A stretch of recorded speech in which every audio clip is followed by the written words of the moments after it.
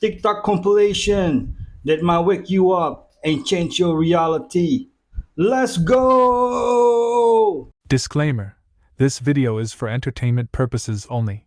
Please do your own research, as these clips haven't been fact-checked. Let them eat cake. It's time for the people to conduct what I want to call a digital guillotine, a digitine, if you will. It's time to block all the celebrities, influencers, and wealthy socialites who are not using their resources to help those in dire need.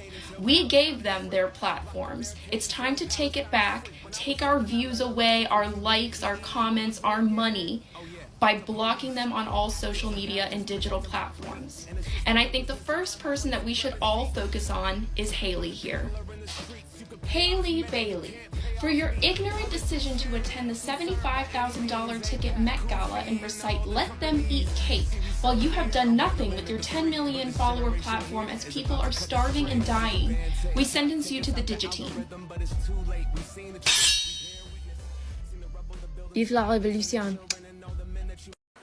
Don't just stop at TikTok. Do this for all social media platforms, like Instagram, Facebook, Twitter, even Snapchat. The honorary blocks of the week are 1. Kim Kardashian, 2. Tom Brady, 3. Beyonce. They all have huge platforms that they could be using for good. Instead, they're just profiting off of our attention. Block 'em! Okay. Do Taylor Swift for extra credit. So this whole trend of blocking celebrities has got to be the best thing to ever happen to the internet. If you're unaware, there's currently a trend going around on TikTok and gaining a lot of popularity of people that are blocking celebrities on social media. Celebrities such as Oprah, The Rock, Kim Kardashian. The thinking behind this is that these celebrities have ascended into almost a godlike tier in society. They're so rich, they're so famous, and they do a lot of weird stuff, and they don't give a shit about us. So if we all just go and block them and don't pay any attention to them, then they lose all of their brand deals, all of their ad revenue, and all of their popularity. And this trend literally just started 2 weeks ago, but has picked up major popularity in the last few days. And Kim Kardashian has already lost 3 million followers on Instagram. And I personally think this is awesome. I mean, these celebrities are so rich and famous, and then they go to these places like the Met Gala, which, by the way, cost $75,000 per ticket, and they dress up in all this weird, demonic shit and just act like they're better than everyone else when they don't realize that we're the reason that they're famous in the first place. So now you let me know, what celebrity should we do next? Should we do Taylor Swift? Should we do Doja Cat? Who should we do? You're right. All the talk show hosts as well. Everyone from The Few, Oprah, Drew Barrymore, etc.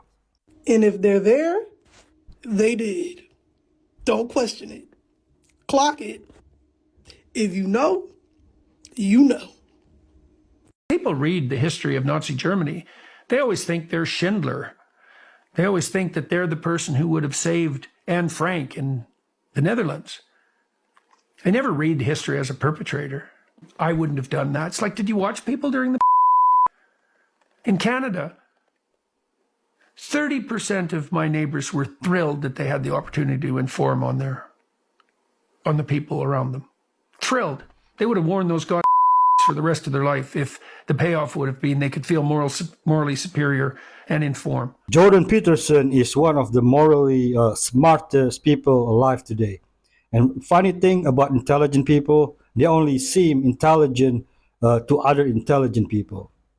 And he's a believer in Christ too. Hey Jerry. How you doing? You remember me? I can't see your face. Let me see. I can't get closer. Can you see me? Not really. See this? That's my design. I know. Okay, No, I photographed you. Oh, you photographed me? You remember I photographed you a while back? Wait a minute. Is you the one with the... Is that your car? Yeah. Take me to... I took you to Culver City. I got you. Exactly the full details of what happened to you 5 years ago. Okay. I was sitting at a bus stop, going home from work one night. Coming home from work. A couple months later, I woke up in the hospital. I thought I was dreaming. The doctor told me that I was shot in the side of the head with a shotgun. You were shot in the side of the head with a... He said the only reason I survived because it was point blank range. He said if it was not point blank range, my head would be out of the streets. And you'd be dead. I'd be dead, yeah. And see, I can't see I get out of this left eye. My nose, I cannot smell or breathe at all. Right. And the skin here came off my leg. Ugh. They took a skin graft from your leg. My leg and put up here. Put up right here.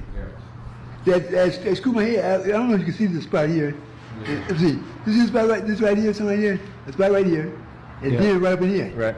They put a skull my skull right together. Something like that, man. Let me touch it. So go ahead. It's It feels totally natural. I'm talking right in here. It did something, man. See, there's a spot right there. This spot here. Yeah. I don't know if they say they put. He didn't only lost half his face, he lost his whole life because of it. You know, society collectively has failed this man. Thing I look at is I look at the hair. Does it look healthy? Does it look well groomed? The forehead is very interesting because a lot of times we reveal stress. A lot of the things that we have gone through life are often etched in the forehead. I look at the eyes to see if they're red or not enough sleep. The small area here between the eyes called the glabella, it's one of the first areas that reveals information to us. Most often when we don't like something, we do that bunny nose of I don't like. We don't really know what our lips look like. And we tend to compress them when something bothers us. When something really bothers us, we tend to suck them in.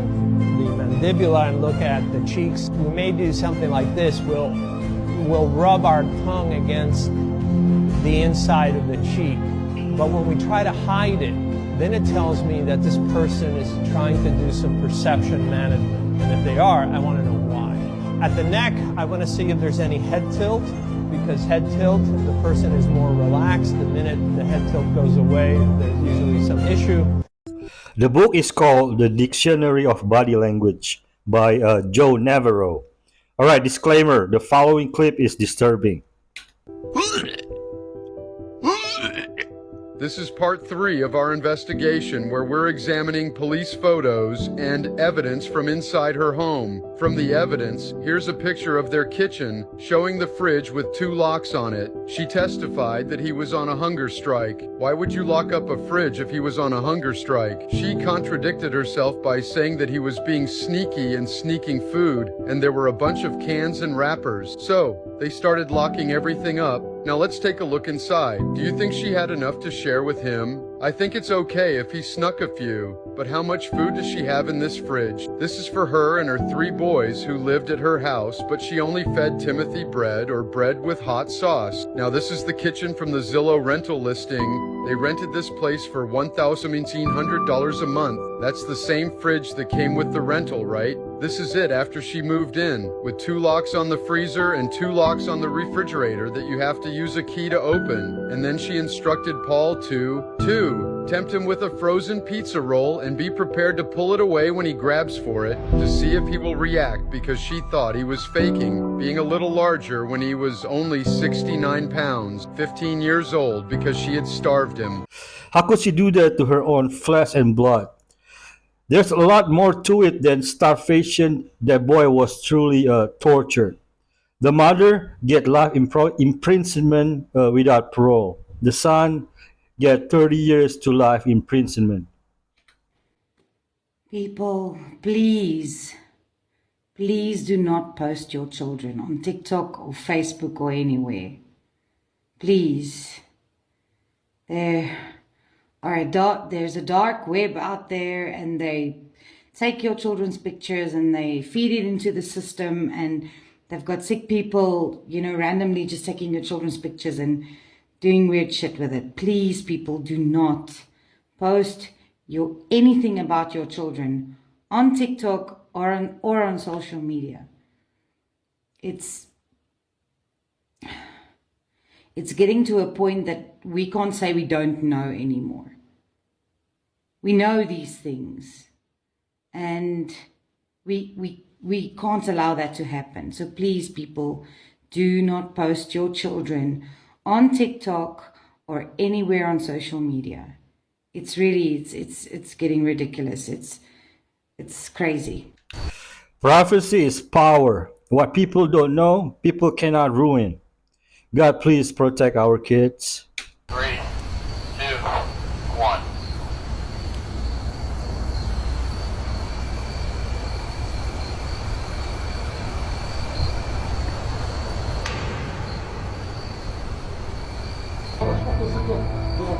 Tu jest twarz! Dlatego to się nazywa. A ta w nocy tu wchodzi. To trzeba powiedzieć, wyobraź sobie, że w nocy tu zajmuje. Ty zamurowali klienta? Ale tu są stopy normalne. Jeżeli pan przedstawiam سند ليش قايل ايه؟ سند سند سند بسم الله الرحمن الرحيم اسمها السند اسمها السند سند كيف انت هيك سند بسم الله الرحمن الرحيم بسم الله الرحمن الرحيم جهتك بالله رجع بسم الله الرحمن الرحيم جهتك بالله بقول 3, 2, 1.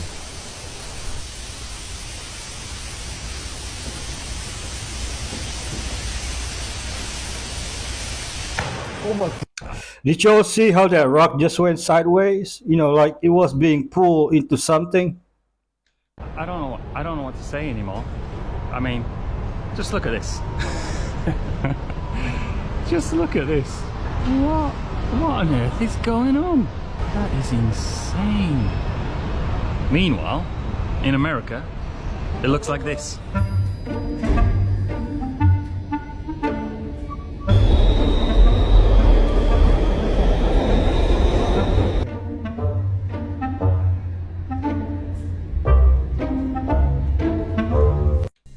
Only when you travel, you know, other people are also doing great. You know, the world has moved on. I am begging you to understand that rich and successful people in general do not themselves know why they are successful. And if you want evidence, all you have to do is listen to them. Elon Musk does not know why some of his ideas work out and some of them don't. Now, they will never admit this. If you ask anybody like this, well, how did you grow your company? Their rules for success and all of their tips will be a combination of things that are common sense. Like they'll say something like, find a team of talented people and surround yourself with them and give them the freedom to make decisions. But then in the next breath, they'll start saying things like, I get up at 4 a.m. every day. I'm in bed by 8 p.m. every night. Every morning, I take an ice cold shower and then I meditate and then I brainstorm ideas. And if you point out that those same habits and processes gave them their failures as well as their successes, they will suddenly have a million excuses why the one thing went wrong and the other ones didn't. And I swear if you listen to them long enough, any of them, you will eventually realize they don't know. And I'm going to give you a great example of this. Even if you're not a sports fan, if you go read profiles of any superstar champion athlete, what you find out is that they are all superstitious. Serena Williams wears the same pair of socks through a tournament. Those are her lucky socks. The legendary baseball player named Wade Boggs, who used to eat chicken before every game. Patrick Mahomes, one of the best to ever do it, will not take the field without wearing his lucky pair of shorts, because he fears that if he doesn't, when he throws the ball, instead of landing perfectly in the receiver's hands, it will be 6 inches to the left or to the right and miss. Because he doesn't know how he's able to get the ball exactly in that spot every time. Just as Steve Jobs did not know why some of his product launches worked and some didn't. It all seems like magic. And some of you are going to say, that is ridiculous. Serena Williams has been practicing tennis every day since she was a baby. She carefully watches her diet. She's probably never had a bite of junk food in her life, but do you understand the same thing is true for all of her competitors? And all of these people, all successful people, can see with their own eyes that other people who follow the same habits do not have the same outcome. He goes to work every day in a facility with other guys who play his position, who are taught by the same coaches in the same system, using the same equipment, watching the same film. They can lift more weights than he can. They are faster than he is. But some of those guys 2 years from now will be working as accountants, and he will retire a billionaire. because when those guys throw the ball, it comes out a quarter of a second too late, and it's a few inches off to the right every time, and that's the difference between success and failure, and he has no idea why he can do it and they can't. I like using sports as an analogy because it makes it so plain. Take someone like Tom Brady, who has made his habits and exercise and diet into a lifestyle. He sells it as a brand. And why not, you say? He literally has more championship rings than anyone. But, for example, in one of his Super Bowls, the game-winning play was made by the defense. He wasn't even on the field. The only reason he ever got onto the field in the first place as a rookie is because the guy ahead of him got injured. There's a chance that none of his career happens if that injury doesn't occur. And I can guarantee you can say the same thing for every one of these guys. Generally, in every successful person's life, there are three elements: talent, hard work, and luck. The luck usually comes in the form of meeting the right person, the right partner who's able to help you succeed. But none of them can tell you what their lives would have looked like if they hadn't happened to have met that person, or if they had been born in a different country, or if they'd been born 10 years earlier or 10 years later than they were. They don't know why some of their ideas are good and some of them are bad, because from the inside of their brain, they all seem good. So please remember, when you're trying to learn from people like this, that when they give you tips, that some of it probably will work for you, but a lot of it is just their equivalent of lucky socks.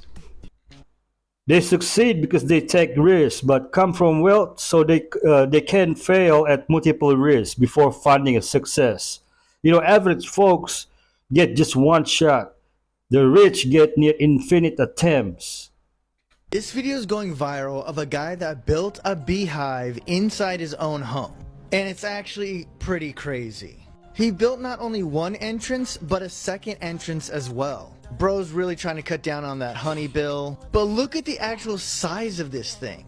And right here, this is the tube where they enter. Wow. And if you don't know, there's 3 different roles in the beehive community, one being the queen bee, another one being the worker bee, and then we have the drones. Queen bee is obviously in charge, you're probably already familiar with that. And the worker bees provide and care for the queen bee. But the drone bee, which has the best job of all, mates with the queen, making more bees. I'm pretty sure everyone's fighting for that position. And here's the second entrance. But when the hive becomes too full, the queen and about half of these bees are gonna find a new colony, aka this guy's living room. But nonetheless, I love to see nature integrated with modern homes. But what do you guys think about this? It's healing energy right in his home. And it would have been more cooler if he has gotten the one where he could tap the honey without taking it apart. History is a lie. How did William Shakespeare, famous English poet, playwright, and actor, describe himself in the early 1600s? From the autobiography of Shakespeare, a fragment, page 57 and 58, quote, "I had some good and dear and trusty friends in London, and made merry with them for nigh to a week together. There were Ben Jonson, a witty and scholarly and a merry rogue, who was very close to my heart, and John England, an honest man, and Edward England, as honest as John, but shy and pale, and Edward Sholton, he who bought my third play, and Will Shakespeare. That was I, a small dark man with great eyes, whom the women loved not a little, but who loved them not too much, and who was not seldom called the little Jew boy, or the little Jew from the Midland counties, which made me to fume with anger, for I knew not then, as I did afterwards, that my grandfather, Thomas the Little of Utrecht in Holland, had been born a Jew." In this autobiography, Shakespeare describes himself as a small, dark man. He speaks of his younger years when he was called a Jew boy, and reflects upon this filling him with rage, because he didn't know he was actually of Jewish descent, his grandfather being a Sephardic Jew from Holland, what we call today the Netherlands. We have covered in previous videos that Jews in Europe were mostly from Spain and Portugal, and were described being very dark of complexion. This time I will provide another piece of literature pointing to this fact. From the Detroit Jewish News, Friday, December 5th, 1969. Quote, fascinating. Mulatto Jew's story in Marcus' new work. In 1668, Boston reported the arrival and arrest of a Jew named Solomon. He was caught in the town of Wenham, Mass, on his way to New Hampshire and Maine. His crime? He had profaned the Lord's Day by traveling on a Sunday. Who was Solomon? All we know is that he was described as a mulatto Jew. But was he actually a mulatto? The Englishmen of that day thought of the Jews as a dark-skinned people. In 1665, 3 years before Solomon was hauled before the magistrates in Wenham, a respectable Portuguese Jew on Jamaica, a landowner, was referred to as a black Jew. Tawny people were dark-skinned. Benjamin Franklin believed that most of the world was tawny, and he included in the category not only Africans, Asians, and American Indians, but also Italians, French, Russians, Swedes, and all the Germans except the Saxons. The Saxons and the English, he wrote in 1751, are the principal body of white people on the face of the earth. End quote. This newspaper makes us question our previous understanding of the word swarthy, as it says tawny people were dark-skinned. We believed, based on this definition on this etymological dictionary published in the early 1700s, that swarthy was a word used to describe a range of melanated skin tones, tawny and dusky, meaning light brown and brown, while black or dark, meaning a dark brown complexion. However, these words don't seem to be representing a spectrum. They are, in fact, synonymous. They mean the same thing, meaning a swarthy person is simply someone with a dark complexion. The amount of European monarchs and nobles described as swarthy is astonishing. We intend to make videos about all of them, so stay tuned for those. Anyway, back to Shakespeare. Shakespeare's grandfather, being a Jew from Holland, presents us with the perfect opportunity to continue the story of the Iberian black Jews after the exile. From The Jews and Moors in Spain, page 218, quote, many of the Portuguese Jews settled became prosperous in the Indies, in southern France, and in Hamburg. Others settled in the Netherlands and became especially prosperous in Holland. From Holland, large numbers of the descendants of the Portuguese and Spanish exiles entered England through the intercession of Manasseh ben Israel with Oliver Cromwell. We just read how William Shakespeare's grandfather, Thomas of Utrecht, was a Jew from Holland. That's why I assumed he was a Sephardi Jew, which gives more context to William Shakespeare describing himself as dark.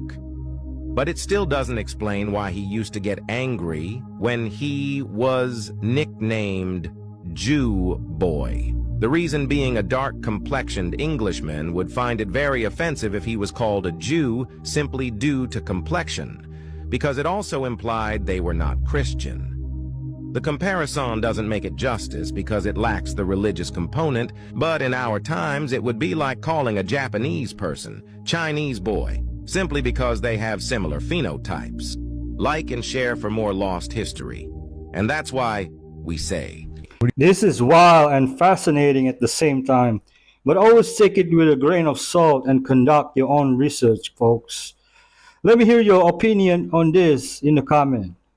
What do you think about aliens? Well, I don't think aliens are real. I mean, I think people are seeing things, you know, but I think aliens are demons. Who knows what all these things are, but I think it's more dimensional beings, right? Like, you know, they are alien in a sense, but not space aliens. They're just like another dimension. Yeah, you know, Aleister Crowley, like, he was the, you know, the father of Satanism, and he says he was visited by a demon, and then either him or his wife drew a picture of the demon that they saw, and the demon looked like what we like a gray. Like a gray. Dude, that's an alien. I literally have gone without seeing that. There's a picture of two Apple logos together that looks like an alien like that too.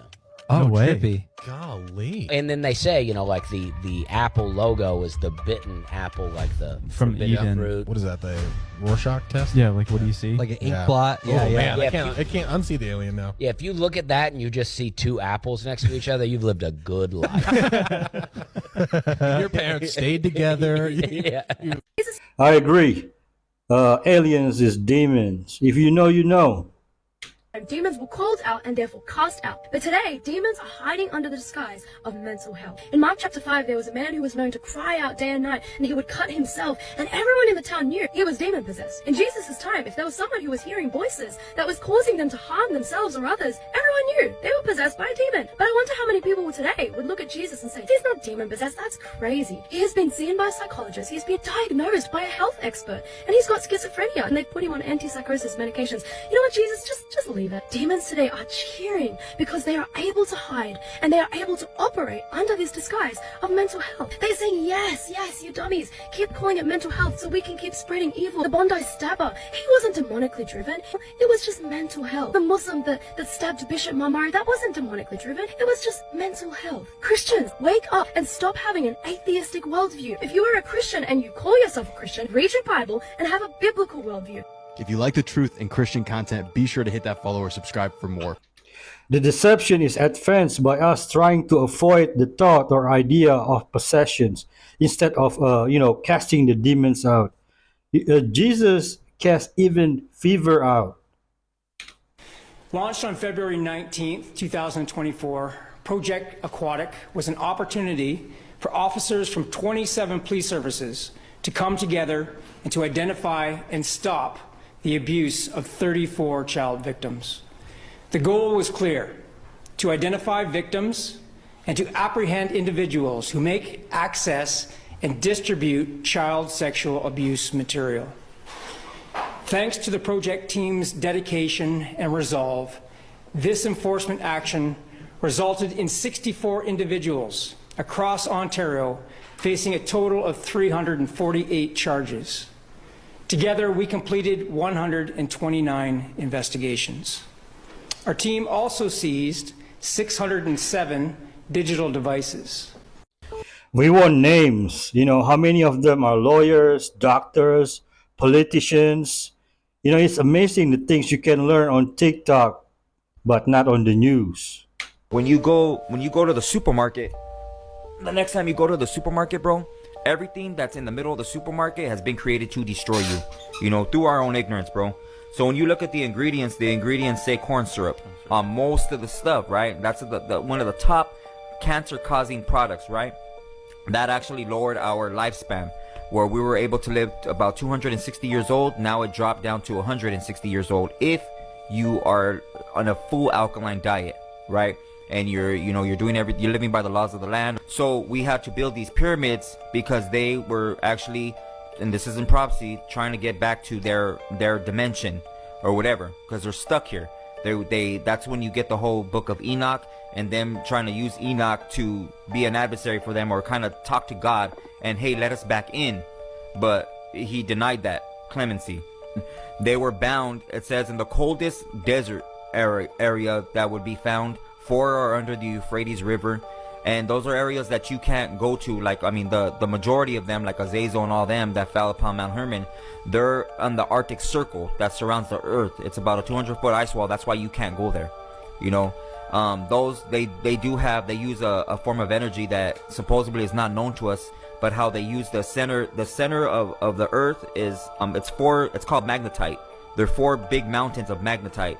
And like that, I mentioned this before. That's how our sea creatures and a lot of animals use that as a reference to go migrate or breed and so on and so forth. But they use that to levitate. How we learn the technology from them. You know what I mean? So that's where that comes from, bro. The Kini-9 or Nephilim giants. That's who had us under captivity. You could look at a lot of Cortez's in his diary. He wrote how they could see before they even came onto the land, they could see giants from afar. This guy is really smart. I've seen him speak before. He knows his stuff. He needs his own podcast. And we need to get together and share some of our thoughts on all these.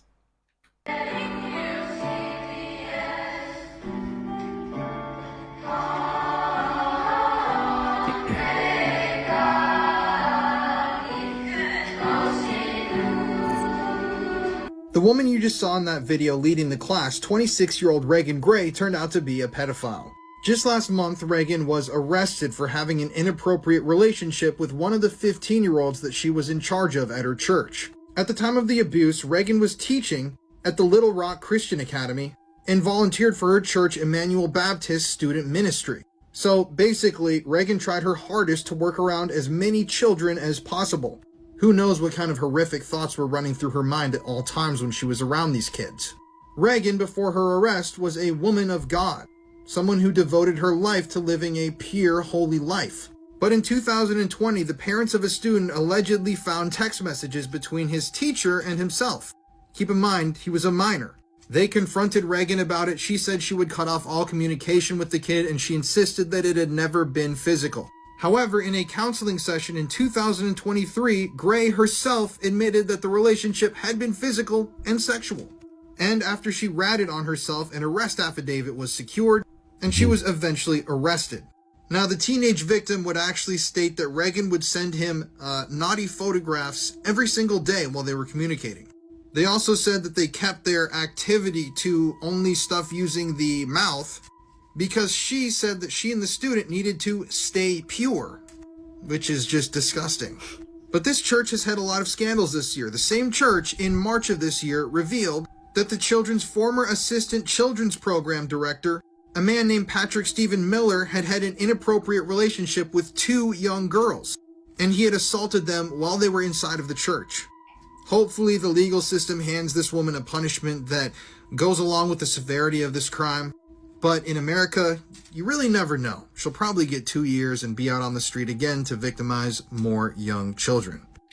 And if you want to hear more true crime stories, listen to the podcast Murder in America that I co-host with my wife, Courtney. It's available on all streaming platforms like Apple Podcasts. At this point, there has to be a psych evaluation before getting a job with kids. Kids aren't safe anywhere. Don't go anywhere because we still have fire clips after fire clips back to back. Garbage. I wouldn't watch the show for anything in the world. The only reason I'd watch it would be to make myself sick to my stomach if I wanted to do that. I absolutely despise that show, and I'm sorry that I was ever associated with it. It's an evil, vile system. The people in it who run it are cruel, they are insensitive, they don't care about anybody but making money. And they don't care. People in Hollywood would cut their own mother's throats to make a buck. On camera, he was the lovable and mischievous boy next door. Off camera, he was an angry child who claims he was abused almost daily by his studio guardians. While the show remains a delight to watch even after all these years, the making of the show was far from delightful for the young actor. Hollywood history is filled with tales of young actors who have been abused and abandoned by the system. 2 other examples are Anissa Jones from Family Affair and Rusty Hamer from Make Room for Daddy. Tragically, both took their own lives as a way to end their pain. Jay didn't get that far, but he admits that he came close. His scars run deeply. Jay Waverly North was born on August 3, 1951, in Hollywood, California. Poor boy.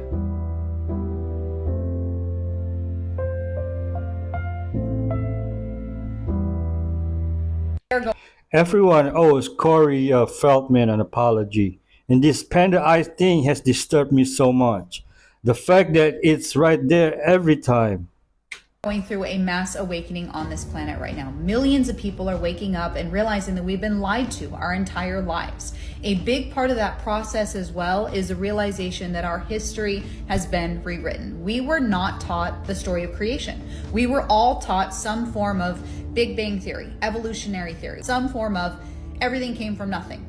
But why? Why were we not taught the story of creation? Before we jump into this, I want to look at a good biblical timeline to give ourselves a visual here. Now, I'm going to be speaking from Genesis 6, and at this point in time, we've got about 1,000 years that has passed. So about 1,000 years of man being on the earth. We are still very early on in creation. We haven't even, the flood hasn't happened, right? We are right here. Very early on. Now at this point, Satan is pretty happy with what he's done, right? He caused the fall of mankind.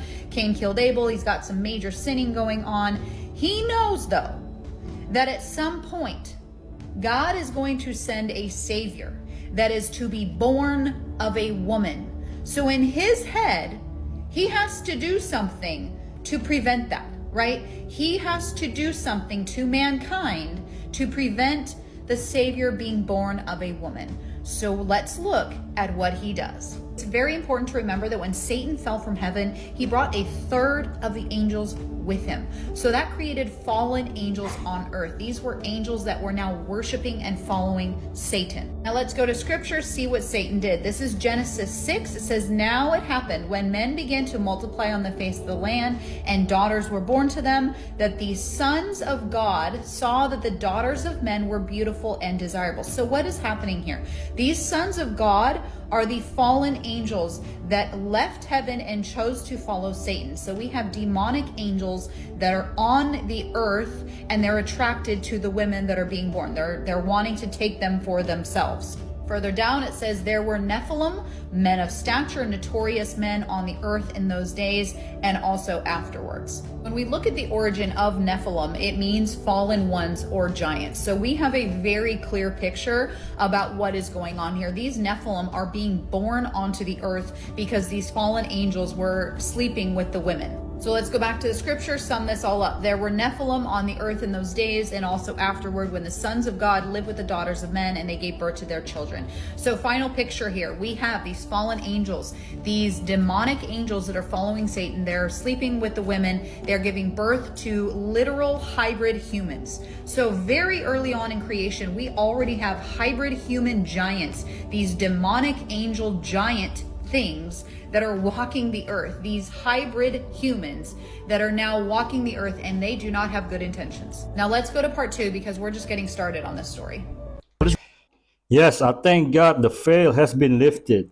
I like her. She really putting this info in context. An NPC. You don't know this meme? Is that a Scientology thing? No, non-player character? No. Non-player character. What, you don't know about this? Do I get to tell you the NPC meme? Yes. This is the most important meme of our lifetime. Yeah. Okay. When we were younger, we played games like Final Fantasy and Ultima, right? Mm-hmm. And in those games, you go to like the armor store or the weapon store, and you buy your sword or you buy your armor. Right. There's a guy running that store within the game. Yes. He does not exist outside of that store. Right. That character, all he does is buy armor and sell armor. He doesn't have a wife. He doesn't have a kid. You go there at midnight, he's there. You go there at 8 a.m., he's there. Right. He's the player characters you're playing. He's the non-player character. And the point this meme makes is the vast majority of humans are non-player characters. They have no mind outside their programming. And you see this on Twitter, where it's one thing when people say cliched ideas, but they'll say cliched ideas in a cliched way. Yeah. And it's like, you have no mind. You're just repeating what has been programmed to you in your script. And as soon as you mention certain terms, there's just a knee-jerk speech that they give. And once you identify it, it's like the Matrix. Like you see Agent Smith everywhere. Yeah. I think NPCs were created by the suppression of hostile language, mainly cursing. Once your speech is controlled, you have very limited options to choose from. About to share with you images I don't believe anybody has seen about the South Atlantic blob anomaly. I have a whole playlist on this now. I've showed you how the blob appears above Bouvet Island. I've showed you how satellite images have this area blocked out on one of the days the blob was appearing, and how if you go northwest there's a very strange, almost Yagi-Uda antenna pattern. But look at this. These were sent to me from someone who monitors NASA cloud images. Look at this shape coming from Bouvet Island. I'm just a lowly ham radio operator. Okay, I just took an interest in this and I'm sharing videos. What is this coming from Bouvet Island? It's consistent. Over years, we're talking years. I'm putting the dates. You guys tell me, did stuff happen around these dates? Look at this one. What? What?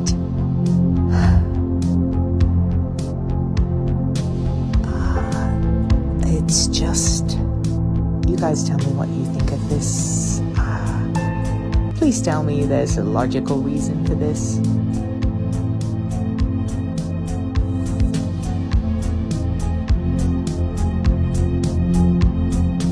I wonder if this has anything to do with the whale pots dying and huddling together before beaching. as well as other marine life. Folks, the following clip is sad and disturbing. Tonight, newly released body cam video shows an Okaloosa County deputy arriving at the home of Senior Airman Roger Forston's apartment door, responding to a 911 call about a domestic disturbance. The video is partially blurred. The deputy appears to step to the side and knocks.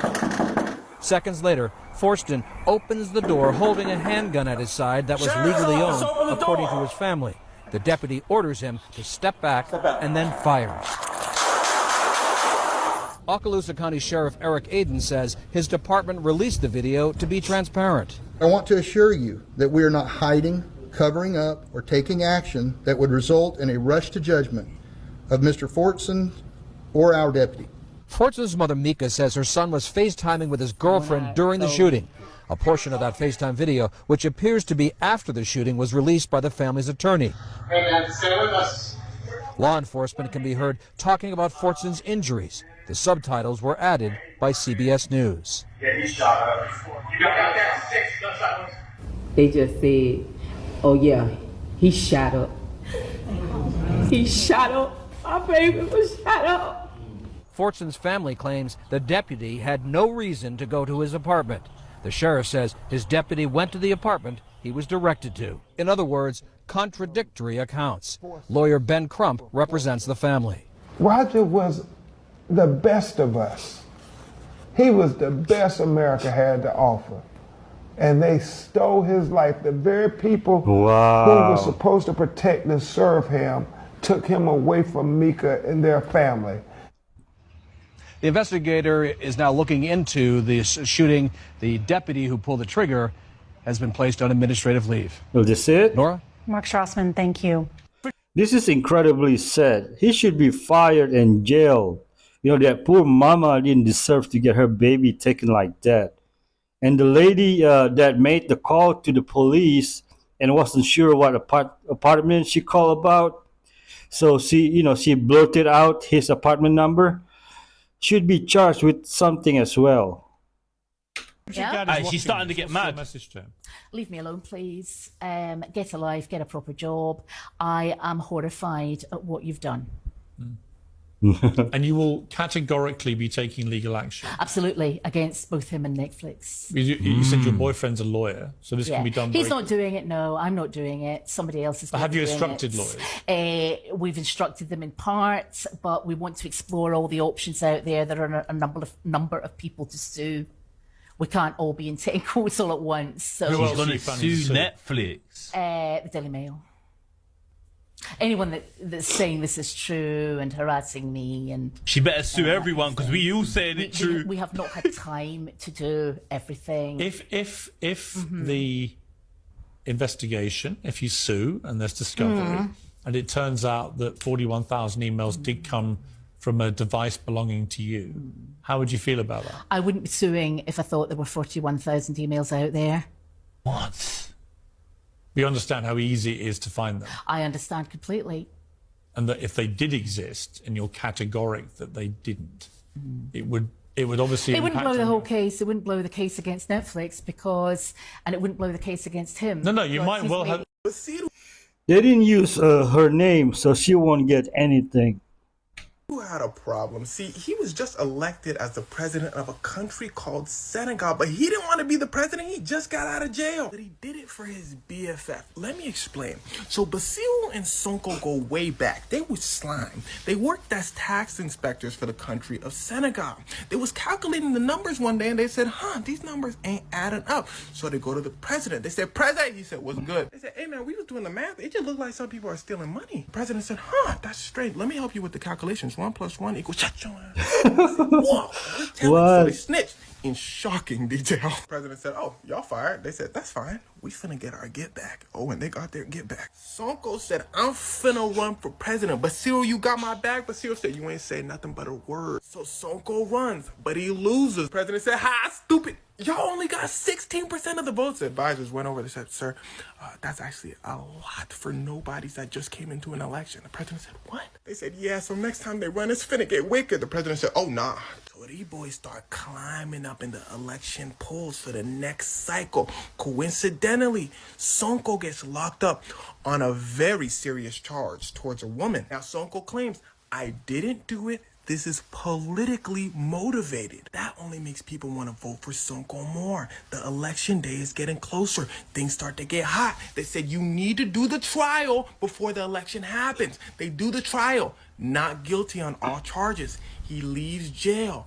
Gets locked right back up. What? The charge is corrupting the youth. The current president said, well, I guess he can't run for the next election. Sonko goes, hey, everybody, I'm running for president. Maki goes, I just said you can't do that. Sonko goes, I guess you didn't look close enough. All those charges you charged me for are misdemeanors, which means I could still legally run. Maki goes, oh, you're going back to jail. Sonko goes, what? Ain't this for what? Maki goes, remember all those riots that was going on while we had you in jail the first few times?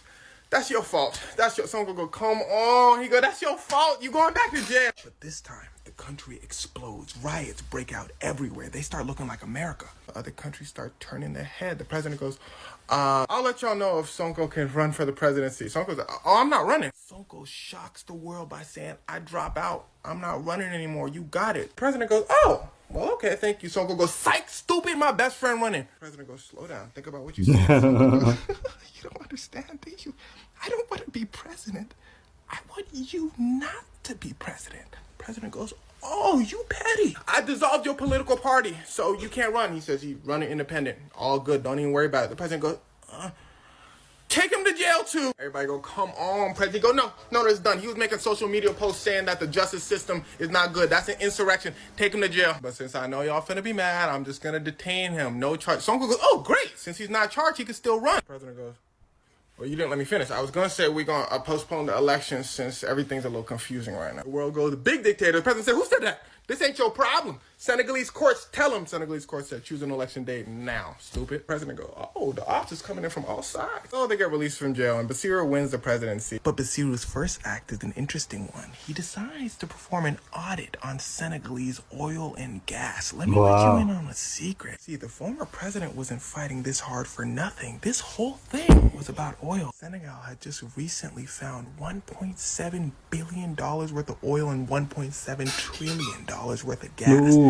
Every country wants a piece. But something very interesting tends to happen with countries that find this much money in gas.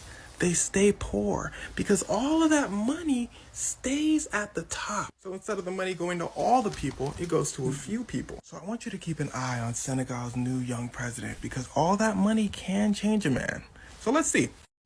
I hope the best for Senegal, and hopefully they become a developed country in Africa.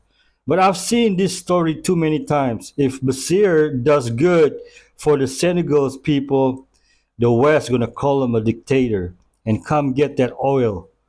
If you know, you know. I know that Dave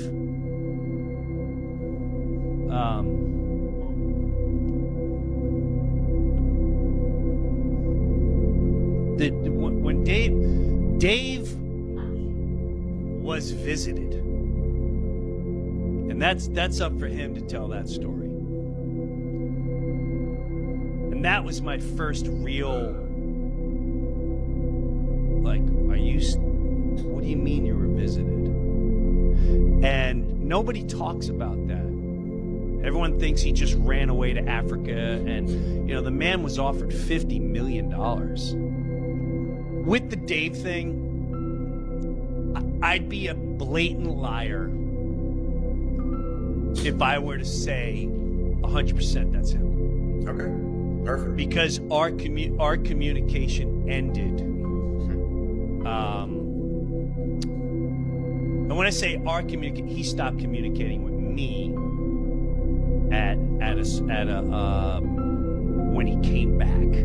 When I say came back, I'm not talking about from Africa, because the first thing he did was go on Oprah, which I find fascinating. And I highly suggest people really watch that interview intently. And I sobbed. I fucking sobbed. Because I hope it's him. But I will say, when he came back bigger, and I thought, all right, maybe he did steroids, maybe he worked out like crazy. I know he was very self-conscious being skinny his whole life, and our communication ended. Now, I had a bizarre FaceTime thing, which again, I think is very sketch. Even the person that, you know, there was this, I'll just leave it this. I don't know. The Dave Chappelle I knew. Right.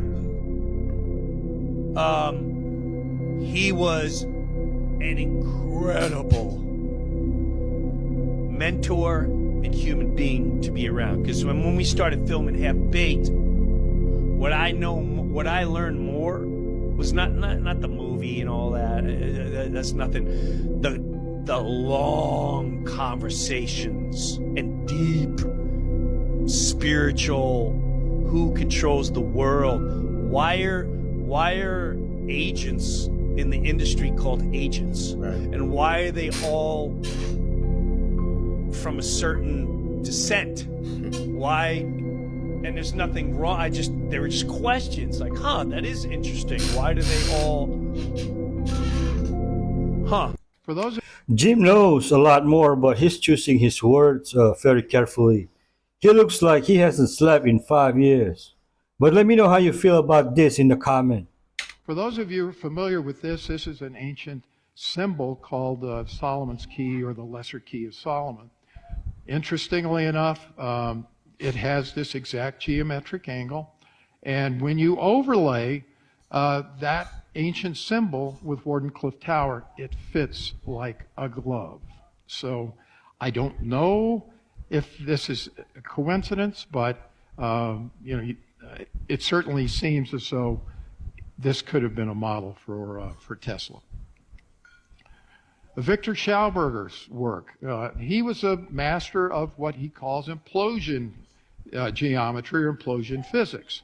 And he knew that there were two types of energy, an outward masculine explosive energy and an inward feminine implosive energy that created health benefits and was helpful to build up and energize. And that's what he used for his free energy devices that he developed. This is an example of the Vortex home power generator that he put together. It's reputed to have achieved 10 times over unity, which means, of course, that it puts out 10 times more energy than you have to put into it.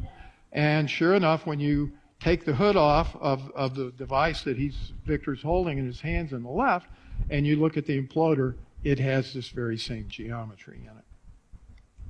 Here's some examples of some technology that came from Schauberger's work. We looked at the trout on the right side earlier, and you can see that his drawings, he knew this geometry and he used it in his drawings.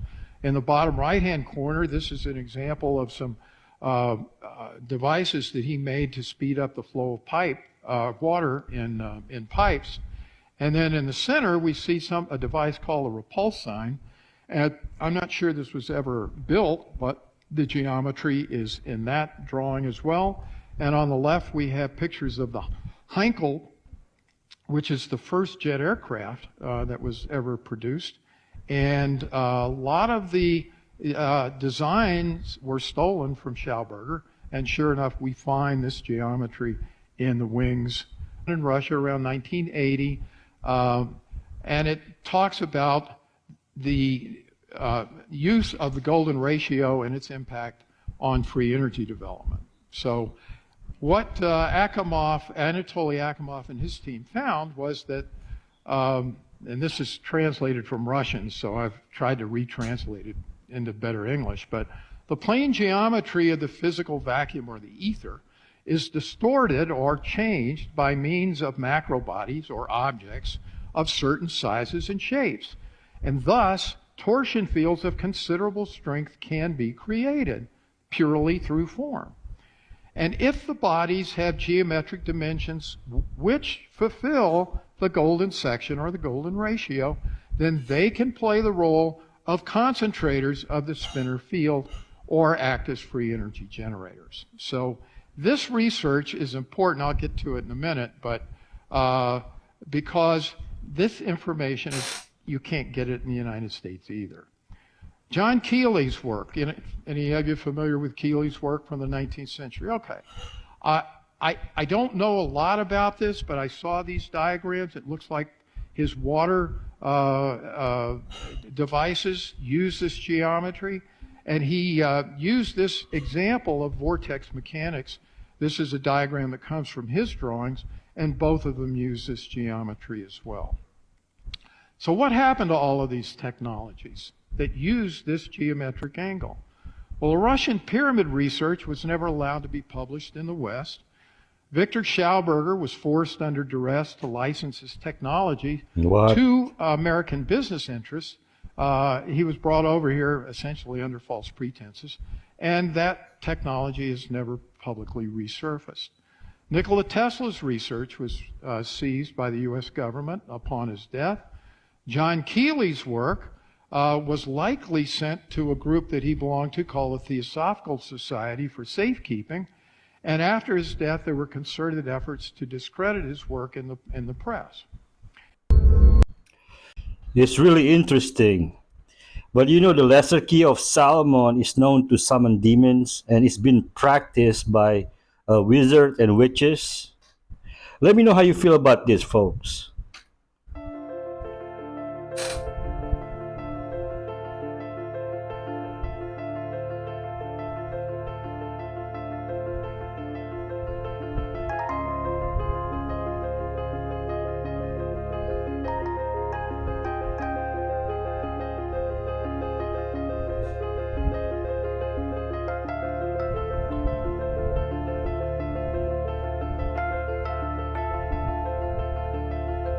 They call it the blood ring. You know what George Carlin said? It's all one big club, and you ain't in it. Listening to music. It's bad because it reprograms your subconscious mind by putting you in a hypnotic state. You want to dance or do something when you listen to music because it puts you in hypnosis. You remember the lyrics so vividly because it rewrites your subconscious mind.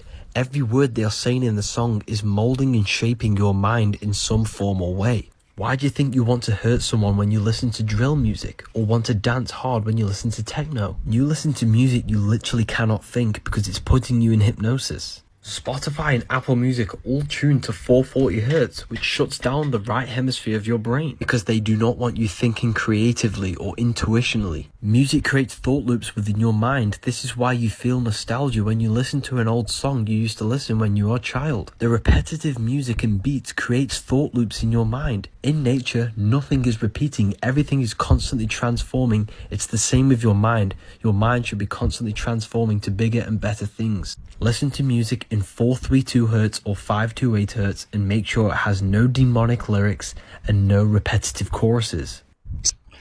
I don't agree with most of his stuff, but on this one, I'm on board. Except the frequency stuff.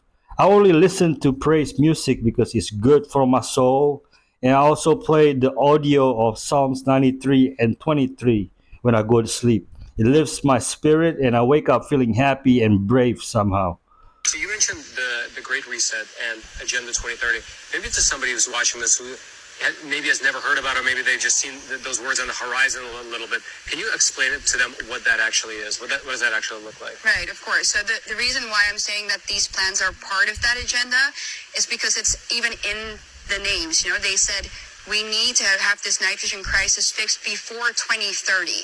There's a reason for that, and that is that the 2030 Sustainable Development Goals that are part of the United Nations agenda, that is again connected to the standards set by the World Economic Forum, and Klaus Schwab, sort of the mastermind of that organization, has an idea for our world that he's very open about called the Great Reset. He said that COVID was a perfect means to an end in that sense, of basically changing the way that our lives look and the way that our economy and our world functions. So small to medium businesses will be gone, will be out. Everything will be mass produced on a global scale, basically working towards global governance and having, like I said, a very strong subgroup in society that is independent, that provides food for people locally, through, well, for example, the cattle farms and by agriculture, that is something that would stand in the way of that. So they need to have control over the food supply through what they call hubs, food hubs,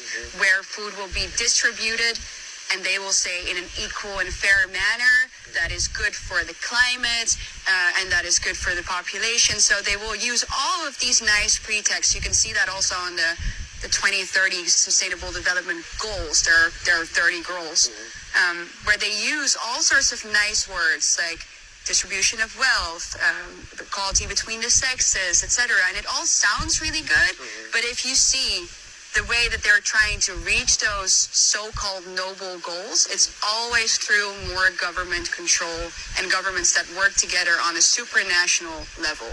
So that's also why not just Holland is now facing these types of regulations, but you can see the attack on farmers all over the world. It's not a coincidence. It's an agenda that is carried out on a global level that is being pushed through government officials in respective countries. And we have a lot of people in our governments that attend the meetings of organizations like the World Economic Forum and that even proudly wave the Sustainable Development flag, like our Minister of Health, for example. So there are a lot of ties. So you can't think or believe anymore that if you vote for someone on a local level or a national level, that they are there for just your national interests. They are at least very heavily influenced by an international one. So it explains why Bill Gates now owns the most farming land in the US. And I heard US farmers are being paid, subsidized by the government to stop growing food and instead having wildflower meadows. Is that right? Let me hear your take in the comment below. The house of cards sure is falling fast now. Thoughts lining up, the connections showing themselves, and double the amount of distractions to go along with it. And how almost everything that's going on right now is connected. It's gonna be hard to keep up. I'll show you what I see. For entertainment value, of course, because I know absolutely nothing, and I'm just making this stuff up. Alright, now this is the reason we're here. The Tom Brady roast from the other night. Now there's so many things surrounding Brady's little slip up that I can't believe I haven't seen a video about this yet. But in case you missed it, this is what happened. Be a good sport for most of the jabs, but he's making headlines for the joke he didn't like. He made it known. Comedian Jeff Ross making light of Patriot owner Robert Kraft's past legal troubles. That scrawny rookie famously walked into the owner Robert Kraft's office and said, "I'm the best decision your organization has ever made."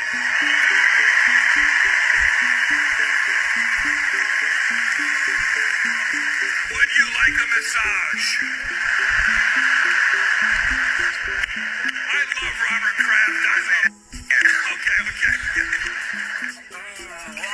Now what that comedian was referring to was the arrest of Robert Kraft back in 2019.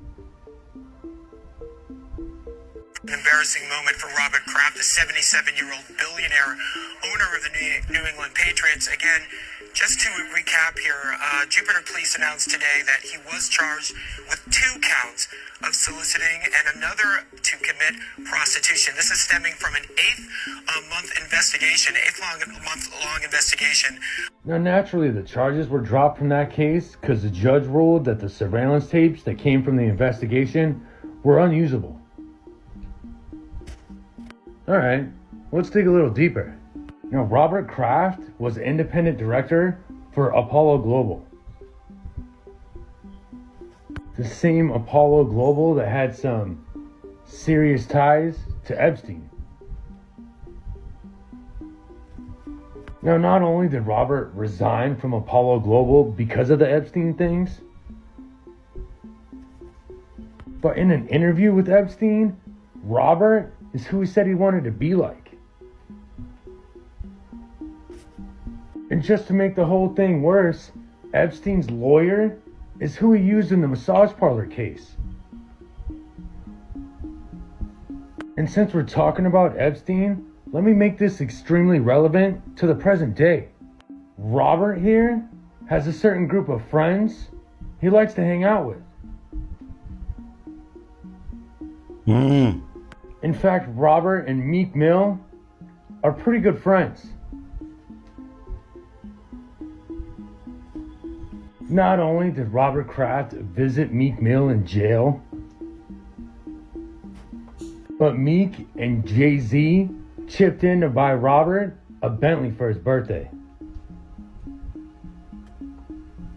These three guys have a really close friendship, and because Robert Kraft turned 80 years old, Meek Mill wanted to do something nice. And did he ever?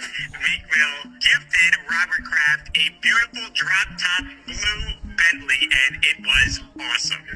And since we're talking about Robert's connection to the music industry, let me show you a little coincidence. What a lot of people don't know is the only reason that Robert even owns the Patriots is because of the failure of the Jackson's Victory Tour. Now, not only is it weird that Robert was in the perfect position to take advantage of the failure of the Victory Tour,